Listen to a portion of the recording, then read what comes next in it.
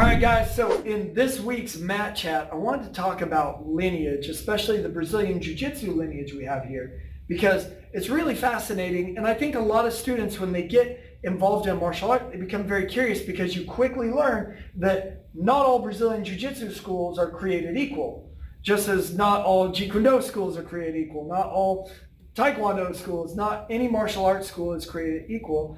And so the more you get into things, the more you find out, oh wow, this is really neat. Why our Brazilian Jiu-Jitsu, it kind of stands out uniquely to this Brazilian Jiu-Jitsu. Anyway, I'll stop rambling and kind of turn it over to the man whose lineage is in charge here. Sure. So guys, our Jiu-Jitsu school here, our lineage, is a very rich one. It's a very direct link back to Japan, which is kind of cool if you think about it. This is going back hundreds of, at least 100 years, if not more. So kind of let me kind of break it down in the, kind of go step by step, starting with me. Okay, so I'm your coach, and I'm a brown belt under Professor Jay Pages. Okay, if you've seen him before in our seminar, on our page, he's a very big black belt in Jiu-Jitsu, and out in Arizona has his own school.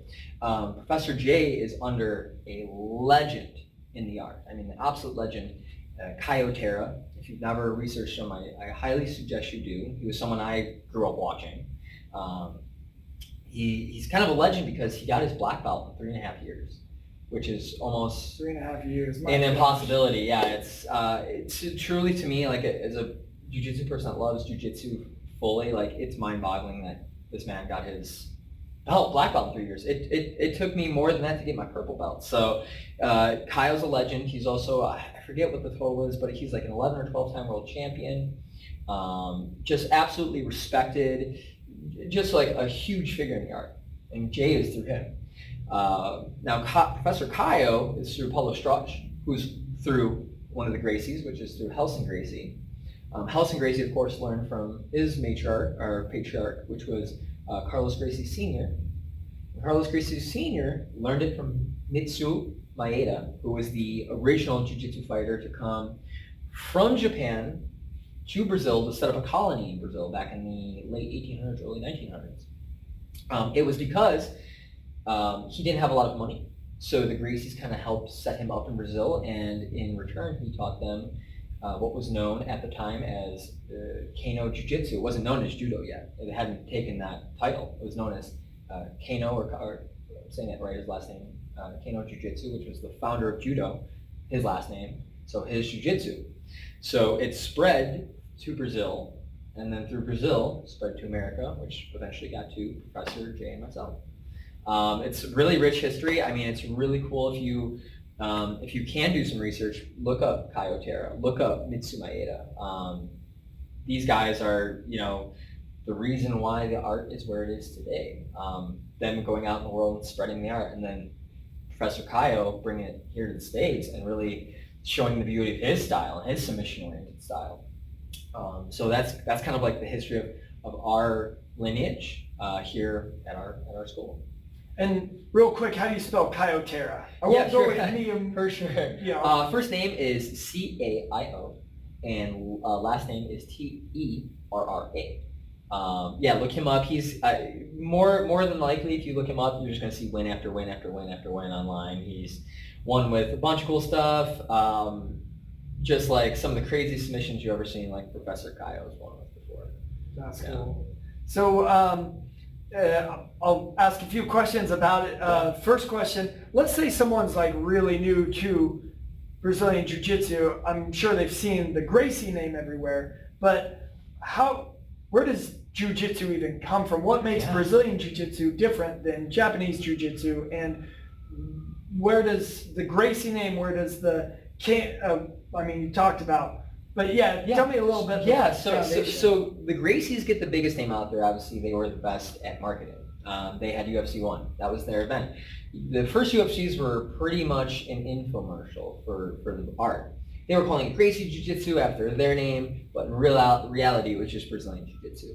Now, you'll hear about the Gracies a lot, but there's a lot of different families out there. Another big name you'll hear, and they're actually a cousin of the Gracies, you'll hear the Machados. Machados are also part of again, going back to that same lineage, are part of the Gracies, but different. They have a different style, a little bit different style. Then Professor Kaio has his own style of jiu-jitsu, right? And Professor Kaio's created some really great competitors, some ADCC champions, world champions. If you check out his school, he's got some amazing people. But there's also more than that. There's people, if you ever hear Gracie Baja, there's that lineage. There's the Henzo Gracie lineage, Hoyler Gracie, Half Gracie. You have Hajar Gracie. You have the Fada lineage. You have so many different lineages in jiu-jitsu. At some point, it all kind of does come back to Gracie, usually at some point, but it spreads so much further once it hit the States, and once it hit Europe, and especially once it hit Asia as well. What was the transition from jiu-jitsu in Japan to jiu-jitsu in Brazil? Like, how did that? So at the time, judo looked very different, or jiu-jitsu at the time. So while we think of judo in the Olympics now with the big throws and the ippon, and you win after the throw, back then it wasn't like that. There was a huge ground fighting aspect.